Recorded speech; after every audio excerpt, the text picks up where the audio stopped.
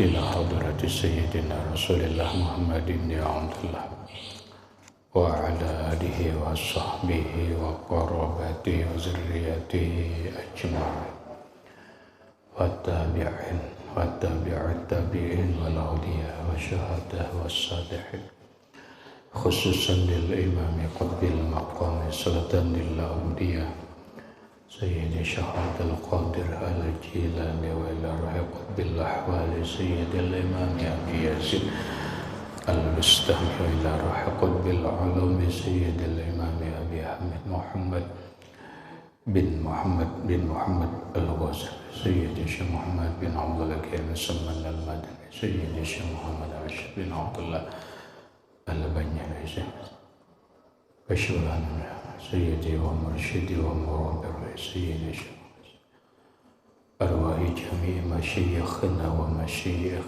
من الله الكريم يتغشاهم بالرحمة والمغفرة ويعلي درجات بالجنة يعد علينا وعلى أهل بيتنا وأولادنا وذرياتنا من بركاتهم ومن بركة علومهم وأسرارهم أنوارهم ومعارفهم وكراماتهم بسر النبي وآل النبي لهم الفاتحة.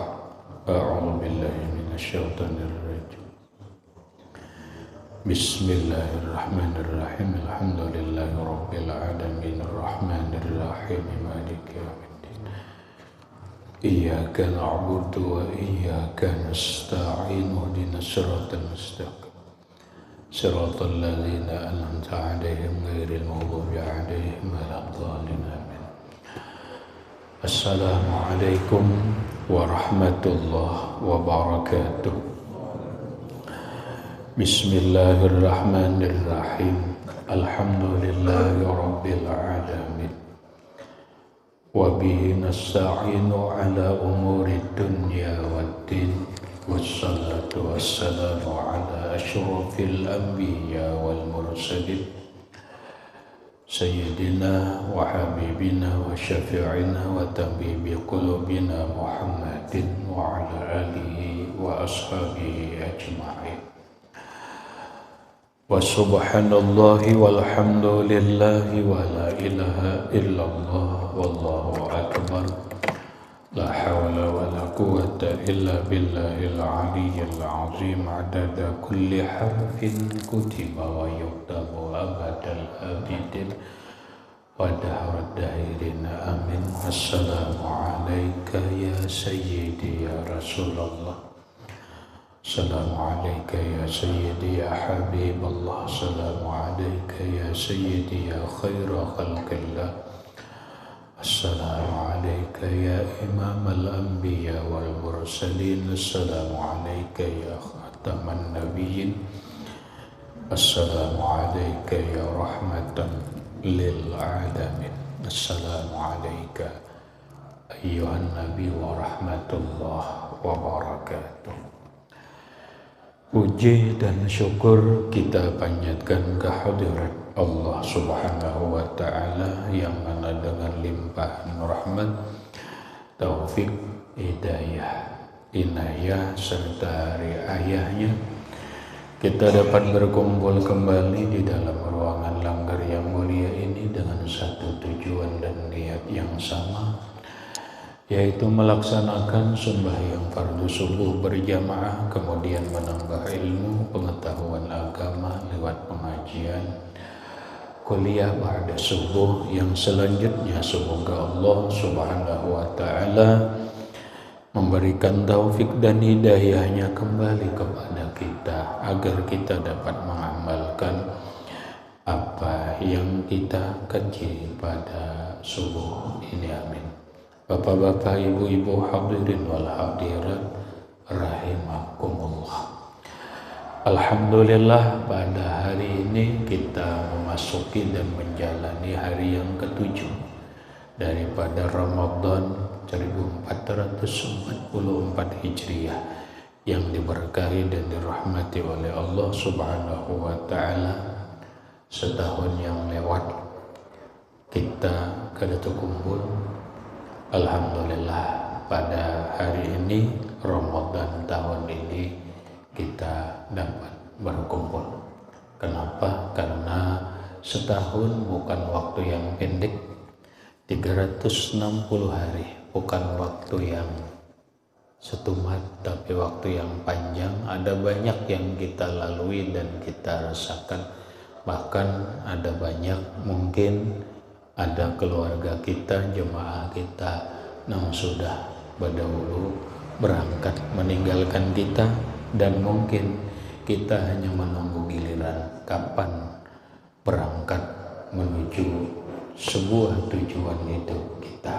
Namun alhamdulillah pada kesempatan ini kita diberi oleh Allah Subhanahu wa ta'ala kesehatan, umur yang panjang sehingga dapat berkumpul. Mudah-mudahan tahun berikutnya kita masih diizinkan oleh Allah, dipanjangkan dan disehatkan oleh Allah, berjumpa kembali dengan Ramadan. Amin ya rabbal alamin. Bapak-bapak, ibu-ibu, hadirin wal hadirat, mengulang ayat yang selalu disampaikan dalam bulan Ramadan sekaligus mengambil berkah, dan kita coba memperdalam ayat tersebut yang berbunyi a'udzubillahi minasyaitonirrajim. Ya ayyuhalladzina amanu kutiba alaikumusyamu kama kutiba alal ladzina min qablikum la'allakum tattaqun. Wahai orang yang beriman, diwajibkan atas kalian berpuasa sebagaimana diwajibkan atas orang-orang sebelum kalian, agar kalian menjadi orang yang takwa. Hadirin rahimakumullah, Allah memerintahkan sebuah perintah, pasti ada tujuan yang nyata dan tujuan yang jelas.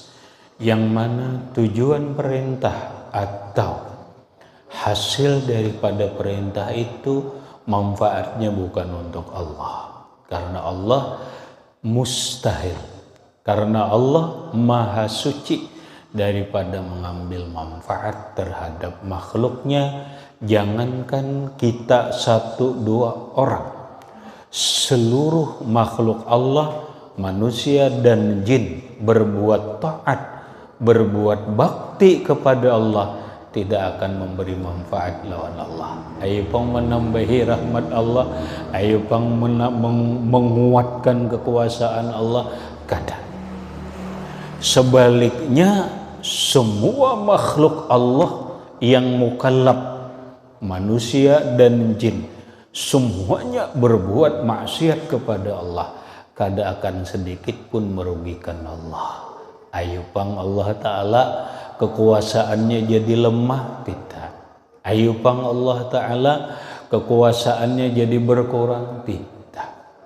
Justru ketika seorang hamba melaksanakan perintah Allah, manfaat dan hasilnya itu kembali kepada hamba itu sendiri.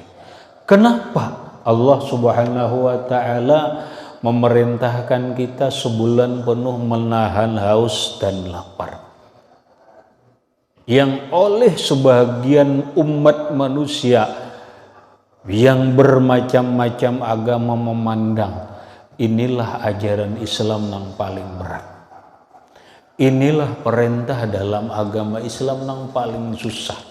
Mungkin ketika orang sembahyang boleh jadi ada yang sanggup mampu, tapi ketika puasa subhanallah, subhanallah, Buddha atau Hindu ada puasa, ada hari raya Nyepi, tapi sehari aja. Ini sebulan, tergampangan sebulan. Apa Allah membuat susah terhadap kita? Kada. Allah sudah nyatakan, tadi sudah dijelaskan, innama yuridu bikumul yusra wa la yuridu bikumul usra. Allah tidak menginginkan dalam beragama itu susah. Tidak ada. Tuhan tidak menyusahkan umatnya. Malah Allah menghendaki mudah. Apa mudahnya orang puasa? Apa mudahnya? Beginilah cara pandang kita, karena cara pandang kita hanya berpikir hal yang bersifat materi. Karena cara pandang kita selalu berpikir kehidupan dunia, selalu berpikir dengan kenikmatan dan kelezatan dunia. Agama itu bukan hanya mementingkan materi. Agama bukan hanya mementingkan jasad. Agama tidak hanya mementingkan kehidupan duniawiyah, tetapi agama adalah mementingkan jauh lebih dari itu. Agama mementingkan dalam kehidupan ini yang disebut dengan spiritual, kekuatan hati dan kekuatan jiwa. Buat apa orang di dunia ini fisiknya kuat, fisiknya sehat, rumahnya mewah, kendaraannya Alphard, kemudian semuanya dia dapatkan dunia, tapi hatinya rapuh, jiwanya kutur, hatinya gelisah, pikirannya sempit. Itu tidak ubahnya seperti orang yang hidup di dalam rumah yang sangat sempit. Kenapa? Karena rumah yang hakiki itu adalah qalbu, hati kita. Rumah yang sebenarnya itu adalah hati kita. Allah tidak menginginkan hanya sebatas duniawiyah, tapi kepentingannya adalah untuk kehidupan yang akan datang. Ada kehidupan setelah kehidupan duniawiyah, ada kehidupan alam barzah, ada kehidupan alam akhirat. Puasa bukan kepentingan jasad kita, materi kita, bukan kepentingan dunia kita, tapi kepentingan rohania, hati, jiwa, dan kehidupan kita yang akan datang di alam barzah dan di alam akhirat. Kenapa? Karena akhir dari tujuan puasa itu adalah la'allakum tattaqun, agar kalian menjadi takwa. Syahrut tarbiyah, Ramadan dikatakan bulan training, dan kita sudah sering, sudah rancak di training Allah. Supaya apa? Supaya takwa. Kenapa dengan takwa? Karena dia adalah tujuan yang besar dalam menjalani kehidupan itu. Karena takwa adalah kuncinya surga. Innal jannata uiddat lil muttaqin. Surga itu hanya disediakan untuk orang takwa.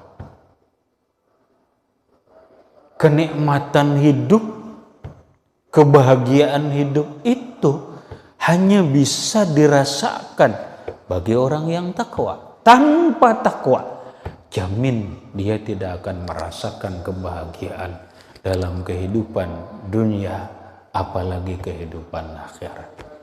Ini dipertegas oleh Imam Syekh Zainuddin Al-Malibari dalam kitab beliau yang bernama Hidayatul Atqiyah. Beliau katakan, taqwal ilah madaru kulli sa'adah.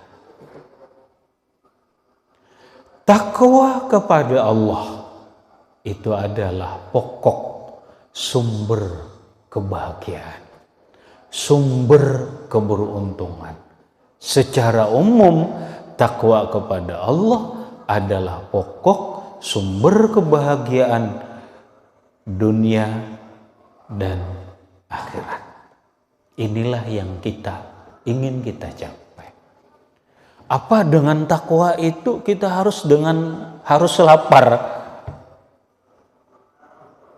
Untuk mencapai takwa itu emang harus lapar dulu kah? Permasalahannya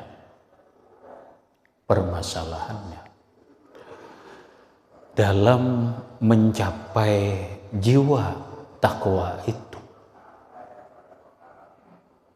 ada banyak tantangan, ada banyak rintangan. Tantangan dan rintangan pokok dalam mencapai pribadi takwa itu adalah nafsu dan duniawiyah. Nafsu dan duniawiyah. Kenapa orang di mana-mana keburukan, di mana-mana kejelekan, bahkan kejahatan, itu sumbernya adalah nafsu. Wattiba'ul ahwa ra'su syarrin habailah. Mengikuti hawa nafsu adalah sumber kerusakan, sumber kehancuran, sumber kejahatan. Kita cari lihat ya. Mohon maaf ya. Dalam kehidupan beragama kita, spiritual, kita melihat belakangan ini kayaknya senang-senang, gembira-gembira saja. Kenapa? Karena banyak ulun melihat pola kehidupan masyarakat kita ini yang berubah. Dulu orang berkerudung tuh sopan. Tahun 80-an sampai tahun 90. Orang berjilbab, berkerudung, apalagi bercadar, bersyar'i itu malu, sopan. Pian ingat kalau bahkan dulu sampai jadi permasalahan bahwa orang berkerudung, kalau sekolah berkerudung jadi permasalahan. Di perusahaan berkerudung jadi permasalahan. Di zaman Menteri Pendidikannya siapa itu kada tahu, ujar ngarannya David Yusuf. Tahun-tahun itu. Seiring waktu berjalan, ternyata sekarang orang bini-bini nang kada berkerudung pulang sopan. Iyalah. Sehingga sekarang pelacur berkerudung, penipu berkerudung, maling berkerudung, asal bini-bininya berkerudung. Ya kan? Formalitasnya, secara kasat mata formalnya, kayaknya agama kita ini maju, bagus. Ya kan? Oh bagus banget, alhamdulillah. Nah, coba kita lihat ke belakang. Tahun 80, 90, di mana ada? Kita di Barabai ini banyak majelis taklim ada. Sekarang majelis taklim itu di mana-mana ada. Ya, di setiap kampung ada satu majelis taklim. Ada nang 3 sekampung, ada nang 4, ada nang bukan muridnya lagi nang bahawalan, gurunya nang bahawalan. Kenapa? Ya tadi karena kenalan taci. Artinya apa? Sekilas kehidupan beragama kita maju. Sekilas. Dulu kita kadang mengenal tarekat. Mana ada tahun 80 di Barabai tarekat? Mana ada? Majelis taklimnya kan. Sekarang di mana-mana ada tarekat ini, tarekat itu, tarekat ini dan sebagainya. Artinya apa? Artinya kelihatannya kehidupan spiritual kita, kehidupan rohaniah kita itu berkembang. Tapi begitu dilihat ke dalam lebih jauh, isinya, oh ternyata hanya kerongkongnya aja nang bagus. Kerongkongnya aja nang bagus. Di dalamnya, Masya Allah. Bahasa kita, ya kan? casingnya aja bagus ya Allah, casingnya aja ya Allah, casingnya bagus banget. Begitu melihat mesinnya, bah, banget nenek, banget. Kenapa demikian? Coba kita lihat apa yang dikatakan oleh para ulama sufi, Syekh Ibrahim Al-Madfuli. Orang tidak akan pernah sampai mencapai kebersihan jiwa, apalagi kada akan pernah sampai apa yang disebut dengan ma'rifatul hakikiyah, ma'rifat kepada Allah yang sebenarnya, yang disebut dengan wusul, yang orangnya disebut dengan wasil, orang yang sudah sampai kepada Allah, kalau dalam hidupnya masih melakukan yang disebut dengan ghibah. Bahasa kampung kita, pian mohon maaf ya, jangankan seminggu sekali pian mengamalkan tarekat, sebulanan bolak-balik sebulan sudah 20 tahun bertarekat.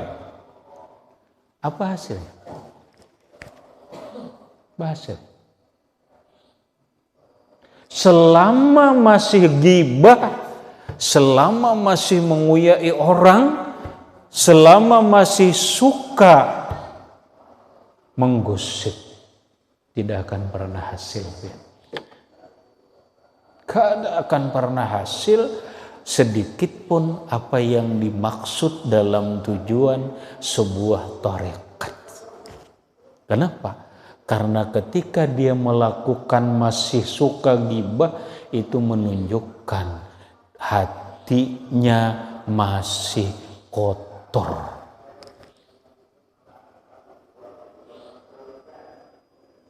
Menunjukkan hatinya masih kotor. Kenapa? Karena kata Imam Al-Ghazali, ketika orang melakukan ghibah itu tidak sunyi di dalam hatinya. Yang pertama, ada kalanya dia iri dengki. Oke, di dalam hatinya iri dengki lawan orang itu. Iri dengki masalah apa? Dia yang lebih tahu. Apakah masalah jabatan, masalah dagangan, masalah kehidupan dan sebagainya.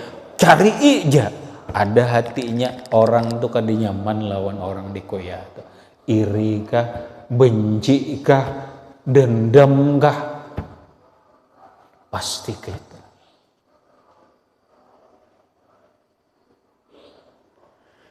Ketika orang ketujuh ghibah, masih ketujuh menguyai orang yang kada bagus, itu menggambarkan hatinya masih dikuasai oleh setan. Hatinya masih dikuasai oleh hubud dunia, cinta lawan dunia. Kata Imam Al-Ghazali, sebanyak apapun, sehebat apapun ibadah seseorang, tapi kalau hatinya masih diliputi hubud dunia, ibadahnya itu bagaikan membangun istana yang megah dan mewah, tapi di atas tanah lumpur. Apa artinya? Hancur. Dada artinya. Disinilah puasa mendidik kita. Dengan puasa kita disuruh lapar supaya nafsu terkendali. Dengan puasa kita disuruh menguasai agar kita jangan menguyai orang. Jangan gibah orang demi untuk tercapai kebersihan hati kita. Kenapa? Nah, inilah nanti fokus sebenarnya pembicaraan ulun. Karena kaina takwa, hasil yang kita capai, kita berusaha mencapai, yaitu takwa. Takwa itu 4 huruf. Takwa itu 4 huruf. Pertama ta, yang kedua qaf, yang ketiga alif, tapi ditulis seperti alif, waw bukan. 3 waw, yang keempat alif, tapi alifnya ditulis seperti huruf ya. Takwa.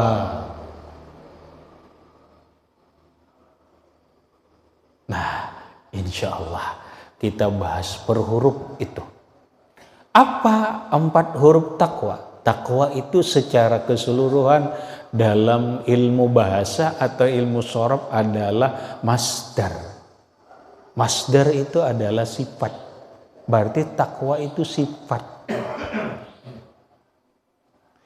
Orang yang mempunyai takwa, sifat takwa ini, dia disebut muttaqin. Isim fa'il dalam ilmu shorof. Orang yang takwa.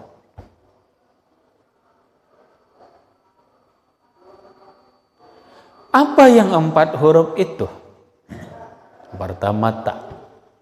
Ini kita bahas persis 4 huruf. Insya Allah kita 4 minggu di Langgar ini mudah-mudahan tuntas mengupas 4 huruf ini.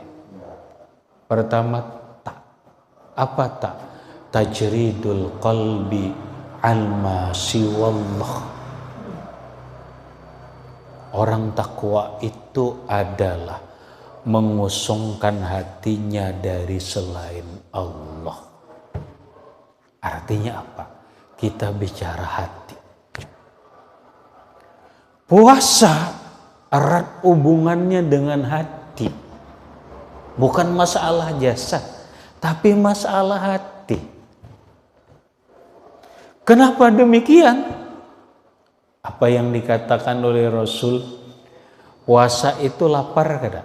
Lapar. Kata Rasulullah, perut yang kenyang tidak akan pernah sampai hatinya ke alam malakut. Ini hadis sekilas rumit. Perut yang kenyang. Nah, perut yang kenyang tidak akan pernah hatinya memandang ke alam malakut. Apa maksudnya? Sebaliknya, perut yang lapar, maka hatinya akan sampai ke alam malakut. Kita coba perut kenyang dulu. Orang perut kenyang itu hatinya kada akan sampai kepada alam malakut. Kita bertanya, apa itu alam malakut? Apa itu alam malakut? Alam malakut itu alam gaib. Kalau bahasa kitab ma ghaba anil uyun, alam yang tidak terlihat mata. Bahasa kerennya itu alam abstrak, alam metafisika. Dia meliputi alam malaikat, meliputi alam malaikat. Orang yang perutnya kenyang jangan harap tembus ke alam malakut. Artinya apa? Jangan harap hatinya berjiwa malaikat.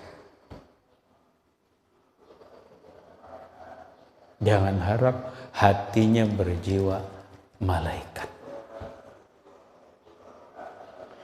Apakah dia memang tembus melihat alam malakut? Iya. Salah satu buktinya adalah Lailatul Qadar. Lailatul Qadar itu adalah kejadian alam malakut, alam malaikat. Alam malaikat yang dilihatnya, bukan alam ini. Ayatnya jelas dalam Quran, inna anzalnahu fi lailatul qadr, lailatul qadri khairum min alfi syahrin. Ayat berikutnya, tanazzalul malaikatu warruhu fiha. Jibril bersama 70.000 malaikat turun membawa rahmat Allah. Sampai kapan? hatta matla'il fajr, sampai subuh.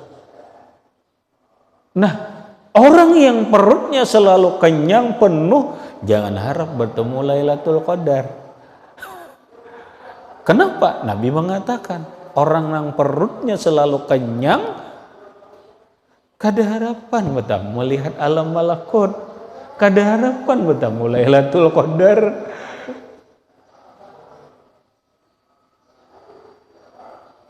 Dan kena bisa tumbur pulang ini para kaya raya kena ada pulang kisah orang yang bertemu Lailatul Qadar viral pulang. Hati-hati aja kita. Nah Pak, cirinya tuh banyak pian, kita kada babnya. Tapi satu aja dari ayat tadi aja kita kawa belajar atau kawa memastikan secara ilmu bahwa Lailatul Qadar itu terjadi malam sampai azan subuh. Lamun orang melihat Lailatul Qadar jam berapa jar? 5:30 jar. Lailatul Qadar lah lain. Kalau itu keganjilan, iya. Apakah keganjilan itu Lailatul Qadar? Bukan. Tetapi keganjilan yang lain boleh jadi itu sesuatu yang diberikan oleh Allah kepada orang yang menemukan itu, tapi ingat itu bukan Lailatul Qadar. Takun aja jam berapa kejadiannya? Jam 6 bang ya, jam 6 siang, kesiangan malaikat. Ayatnya hatta matla'il fajri, sampai azan subuh aja naik kuda. Nah pandang dilihat Lailatul Qadar itu melihat alam malakut, malaikat.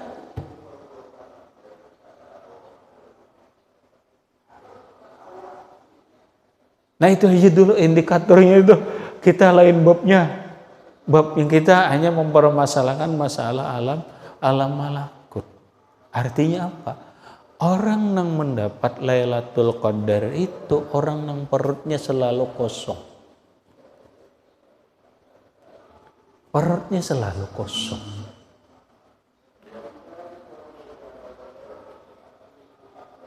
Ini ada di puasa, kita dididik. Orang akan berjiwa tembus ke alam malakut, alam malaikat, kalau dia perutnya tidak kenyang. Makanya orang-orang wali nang kasyaf apa dulu, rata-rata perutnya lapar dulu. Kita bukan mencari itu. Nang kita cari itu adalah hati kita. Dengan puasa dididik agar berjiwa seperti malaikat. Kenapa? Karena dalam puasa mengekang hawa nafsu, berikutnya dianjurkan hati kita ini mau diunazorillah, tempat tumbuhan pandangan Allah Ta'ala. Ingat, Tuhan kada melihat di selendang ulun. Allah kada memandang bulang, kada.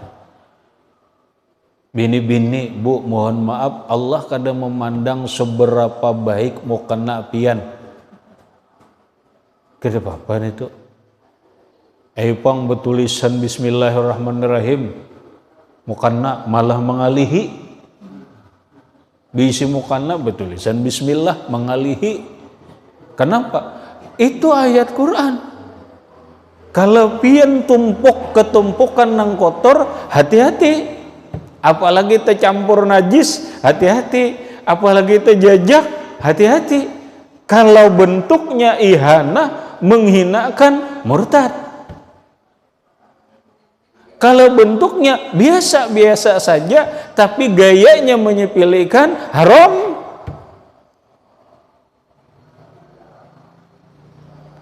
Allah kada melihat mau kena kita, bukan baju gamis, kada.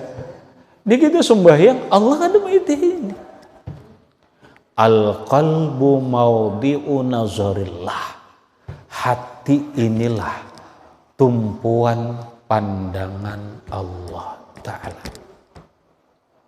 Makanya sehebat apapun, mohon maaf, pian ulun biar setahun 3 kali umrah, jangankan setahun sekali, setahun 3 kali atau setiap bulan umrah, hebat?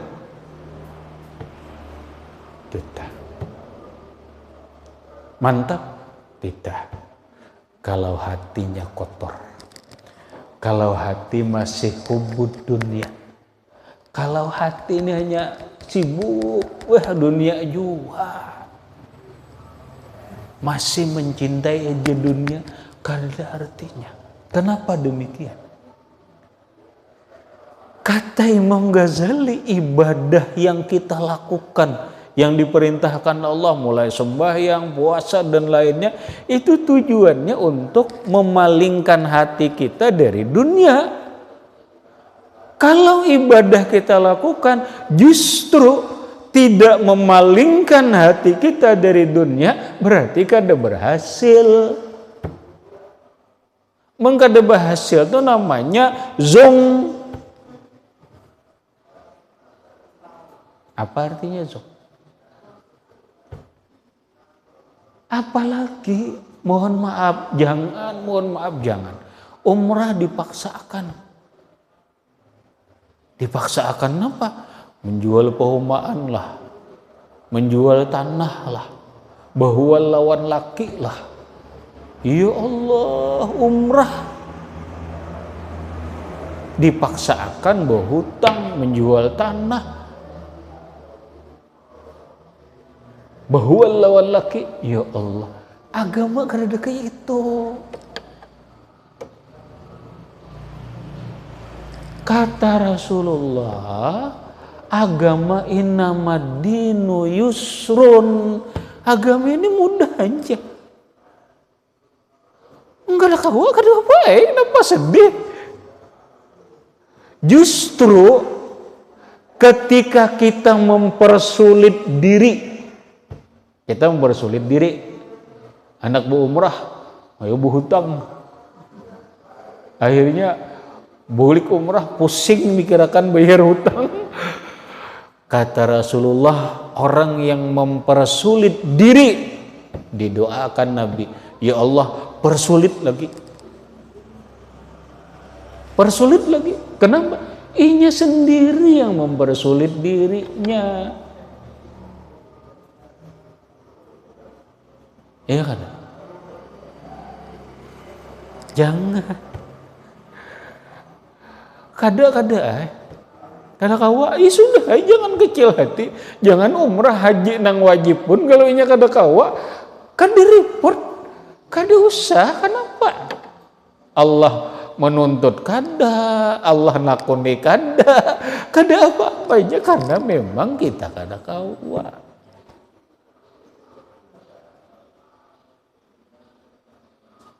Dan yang paling penting, tujuan ibadah itu apa?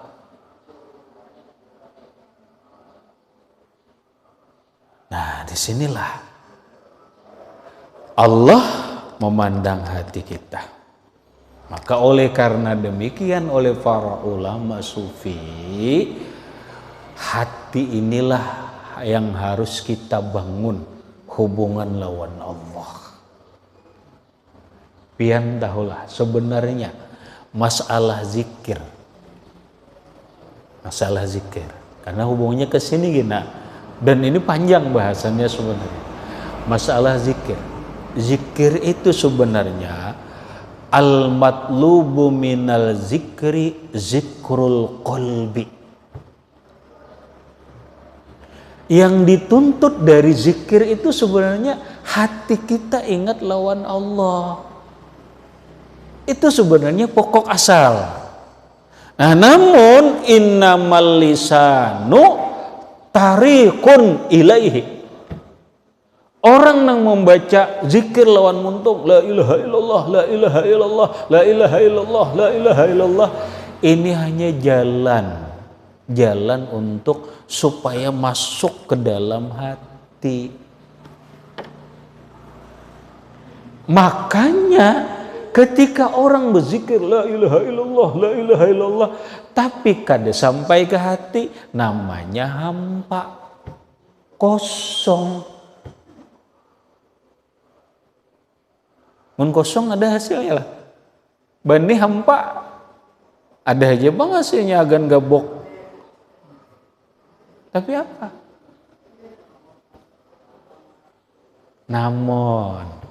Namun supaya masuk ke hati ini banyakin dulu zikir lidah ini. Apa yang dikatakan oleh Imam Ibnu Athaillah, as-sakandari la tatruki zikra iza lam yahdur qalbuka. Engkau jangan ampih berzikir. Jangan ampih dulu berzikir. Padahal kan orang hamba sia-sia ampih, jangan. Terus saja asallahu ayyarfa'aka min zikri qalbil ghafil ila zikril qalbil hadir. Mudahan Allah memberikan kepadamu dari zikir muntung nang kada sampai ke hati bagamatan sampai. Ini berzikir 100 nah 100. La ilaha illallah, la ilaha illallah, la ilaha illallah. Kosong kada sampai ke hati, zong. Tapi jangan ampih. Tarusakan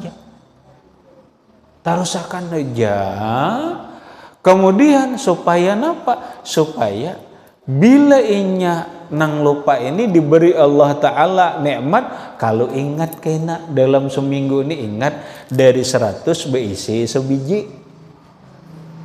Alhamdulillah sebiji mangga beisi, nang lain jong bertahan. Lumayan sudah sebiji. Isuk zikir lagi la ilaha illallah, la ilaha illallah. Oh kada sebiji lagi beisi 5, alhamdulillah. Sebenarnya nang 5 nang sampai ke hati ini aja nang dimaksud.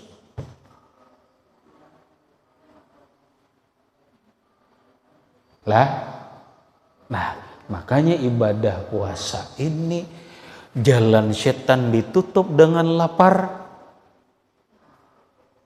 hawa nafsu terkekang. Kontakkan hati kita lawan Allah. Berzikirlah lawan Allah.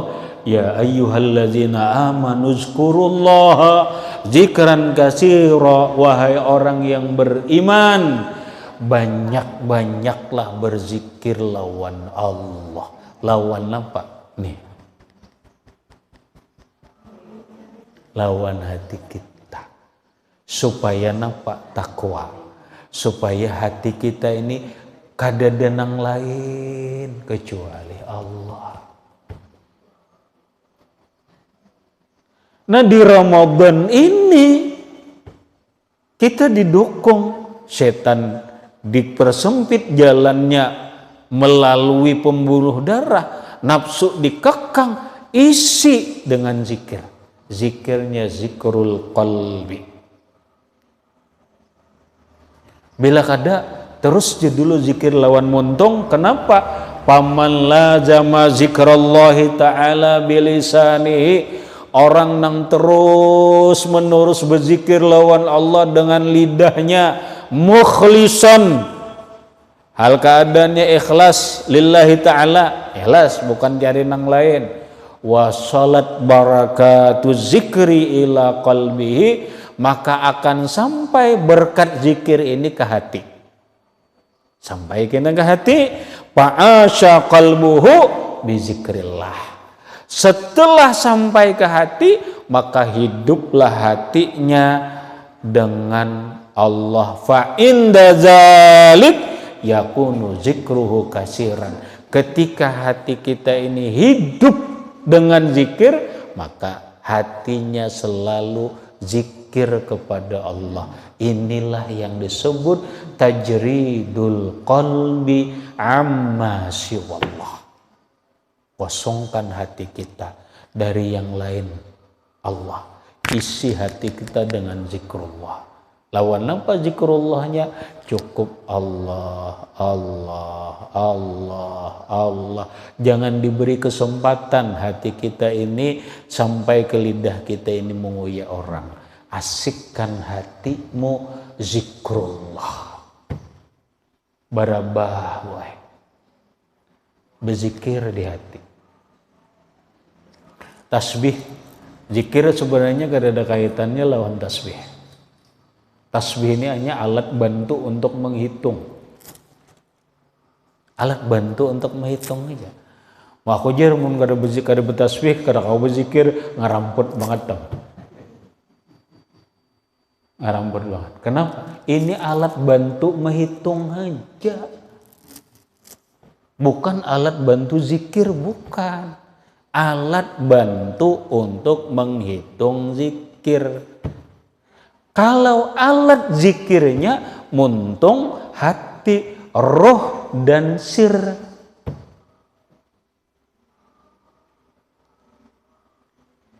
Artinya buang, biar kada pakai tasbih berhabah berzikir di hati sampai teguringan Allah, Allah, Allah, Allah, Allah, Allah. Kena bangun terus sambil berjalan, terus sambil berjualan, terus. Nah kalau hatinya sudah kayak itu dalam keseharian adalah nang lain. Kada mentangan kada jadi masalah. Allah kada mandang ini. Nah berarti kita sudah tajridul qalbi amma siwallah, ngusungkan hati kita dari yang lain Allah. Ini sudah salah satu ciri orang takwa, maka hidupnya akan mengalami kebahagiaan dan keberuntungan. Dan ini dilatih dalam puasa karena dibantu lawan lapar. Lapar memudahkan hati melihat alam malakut. Lapar memudahkan hati untuk mengingat Allah. Hadirin rahimakumullah, panjang memang, tapi mudah-mudahan kita kau makai mengkoneksikan hati kita selalu lawan Allah sehingga benar menjadi orang yang takwa. Nah berarti tinggal qaf, waw, dan alif. 3 minggu ke depan insya Allah per minggu kita bahas 1 huruf. Nah mudah-mudahan benar kita mencapai la'allakum tattaqun.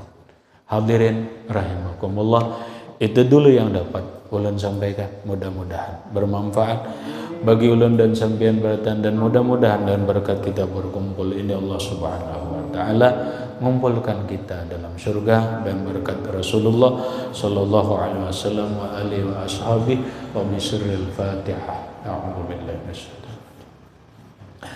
Bismillahirrahmanirrahim. Alhamdulillahirabbil alamin arrahmanir rahim maliki yaumiddin. Iyyaka na'budu wa iyyaka nasta'in ihdinas siratal mustaqim. Siratal ladzina an'amta 'alaihim ghairil maghdubi 'alaihim waladdallin. Bismillahirrahmanirrahim. Alhamdulillahirabbil alamin. Allahumma shalli ala sayyidina Muhammad wa ala ali sayyidina Muhammad. Allahumma anfa'na bima 'allamtana wa 'allimna ma yanfa'una wa zidna 'ilma. Alhamdulillah ala kulli hal. Na'udzu billahi min hadiyah. Nas'aluka al-'afwa wal 'afiyah wal 'afata ad-daimah fid din wad dunya wal akhirah. Sallallahu ala sayyidina Muhammadin wa alihi wasallam. Alhamdulillahirabbil alamin. Assalamualaikum warahmatullahi